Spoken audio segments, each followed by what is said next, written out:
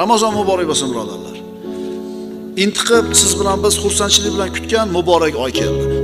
Bu oy birodarlar bandalarning foydasiga yoki zarariga hujjat bo'ladi. Bu oyni hurmatini rioya qilgan odamni Alloh taolo hurmatini rioya qiladi. Zoya qilgan bandani Alloh zoya qiladi. Birodarlar, roza bu ixlos ibodati. Nimaga desiz? Namozingizga riyo aralashib qolishi mumkin. Masjidga chiqasiz, hajingizga, umringizga, boshqa, ammo rozaga riyo aralashmaydi. Ramazon muborak bo'lsin birodarlar. Intiqib siz bilan biz xursandchilik bilan kutgan muborak oy keldi. Bu oy birodarlar bandalarning foydasiga yoki zarariga hujjat bo'ladi. Bu oyni hurmatini rioya qilgan odamni Alloh taolo hurmatini rioya qiladi. Zoya qilgan bandani Alloh zoya qiladi. Birodarlar, roza bu ixlos ibodati.